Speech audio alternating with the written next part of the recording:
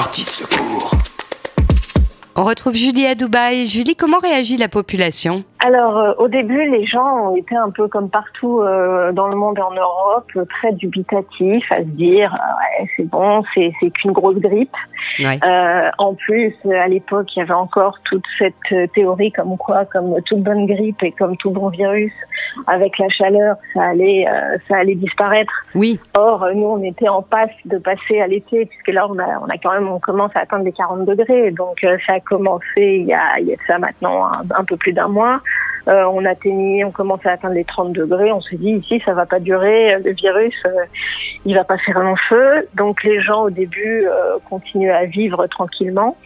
Et puis petit à petit, on a vu que c'était pas si simple que ça. Surtout que Dubaï est quand même un gros hub en termes de brassage des cultures, de brassage des populations qui traversent, parce que c'est un des plus gros aéroports, surtout avec l'Asie, qui transite énormément par Dubaï pour les voyages. Et c'est d'ailleurs comme ça aussi que le virus est arrivé par ici. C'est vrai qu'au début, tout le monde prenait ça un peu à la légère, et puis petit à petit, on a quand même senti qu'il se passait quelque chose. Et au final, beaucoup de gens se sont retrouvés de près ou de loin, je pense, avec quelqu'un qui était touché. Oui. Et c'est ça aussi qui a eu une incidence. C'est-à-dire que moi-même et beaucoup de gens autour de moi, on était assez cool en train de se dire ok, ça se passe bien, tout est plutôt tranquille partout, et puis ici on est safe. Et en fait, quand mon mari est revenu avec et que j'ai annoncé à plusieurs personnes que si j'étais atteinte, elles étaient sans doute atteintes parce que je les avais vues 3 jours avant, d'un seul coup, tous les gens, effectivement, ont commencé à prendre conscience qu'il se passait quelque chose et que peut-être qu'ils pouvaient être atteints aussi. Et puis la fermeture des écoles a vraiment marqué un gros tournant. Parce que quand ils ont commencé à nous dire qu'effectivement ils ont absolument pas mis de lockdown ou fermé quoi que ce soit, mais qu'ils ont dit les enfants vont plus à l'école et on va mettre en place le homeschooling, tout le monde s'est dit mais il se passe un truc parce qu'on nous avait dit que les enfants pouvaient pas être atteints. Pourquoi on les met plus à l'école? Qu'est-ce qui se passe? Et puis ça s'est terminé effectivement avec ce lockdown total qui a duré une bonne quinzaine de jours, où là on pouvait plus sortir sans avoir une autorisation. On imagine Dubaï comme une ville qui grouille, et quand on connaît un peu l'aéroport et la ville, ça a dû se transformer en ville fantôme d'un coup d'un seul. Est-ce que ça a changé le rapport des gens à l'environnement, à la consommation, ou pas du tout? Déjà, c'est difficile à dire parce qu'effectivement, on ne sort pas, donc on ne se rend pas compte. Ouais. En fait, on voit beaucoup de photos où effectivement, on voit des choses vides de Dubaï. On voit par exemple, l'artère principale, la Sheikh Zayed Road, qui normalement est toujours embouteillée. Oui, on voit des photos où il n'y a plus rien. Il n'y a plus de voitures, c'est ça, on s'en rend bien compte. C'est vrai, quand on va faire les courses, on voit bien, ici, les malls, par exemple, parce que tous les supermarchés ici sont dans des malls. Donc, tu arrives au mall et là, tout est éteint parce qu'il n'y a aucun magasin. Tous les magasins ont été fermés, sauf le supermarché. Il faut expliquer à nos auditeurs que les malls à Dubaï, ce sont d'énormes centres commerciaux sur plusieurs étages, dans des immeubles. C'est pas tout petit, quoi. C'est pas Carrefour ou Auchan.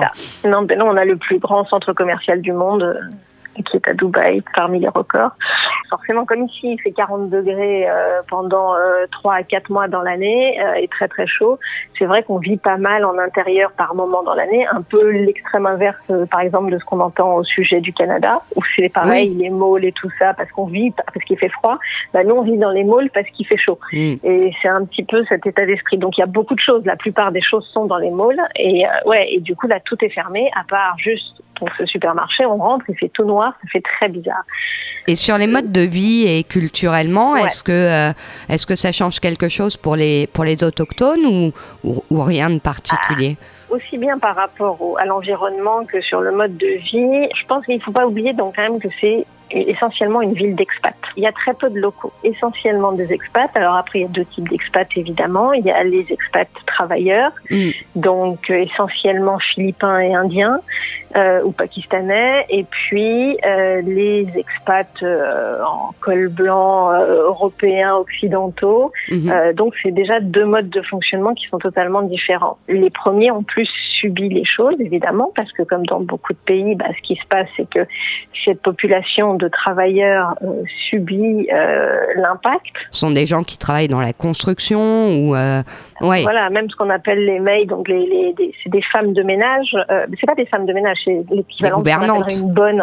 Voilà, une gouvernante ou une bonne en France. Donc ils ont de petits salaires, ils sont très dépendants de ça, et la plupart de cet argent va à leur famille dans leur pays, et ces gens-là ont subi de plein fouet. Ils n'ont pas en plus le même accès à l'information et ne se rendaient pas forcément compte de ce qui se passait. Oui, pour expliquer juste peut-être à Doha, essentiellement au Qatar, ces populations-là qui viennent de Singapour, des Philippines, sont très souvent parquées dans des baraquements qui laissent à désirer. Voilà, ce qui n'est pas le cas à Dubaï. C'est vrai que du coup, malgré tout, ils se retrouvaient à plus pouvoir aller travailler, certains, ou à ne pas... Ou en tout cas, il y a quand même cette proximité, et c'est vrai qu'un certain nombre d'entre eux ont dû quand même attraper le virus, ne sachant pas forcément, n'allant pas voir forcément le médecin de la même façon, avec autant de facilité. Et puis quand il y en a un qui l'a, évidemment, la propagation est beaucoup plus rapide.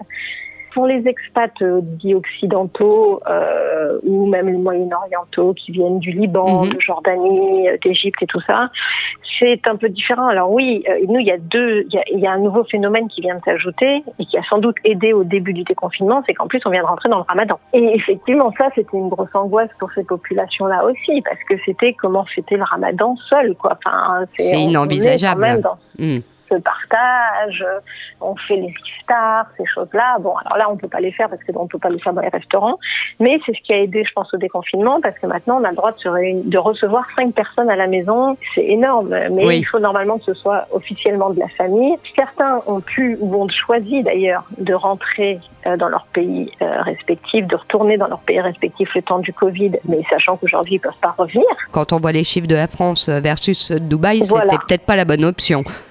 Les Français, en grande partie, sont restés, ils n'ont pas du tout voulu rentrer, entre autres pour ces raisons-là, parce qu'ici, c'est très bien géré, alors qu'on sait qu'en France, c'est l'hécatombe, quoi. Un immense merci, Julie, d'être venue nous parler sur Sortie de secours. Avec plaisir. Merci beaucoup, à très vite. Sortie de secours.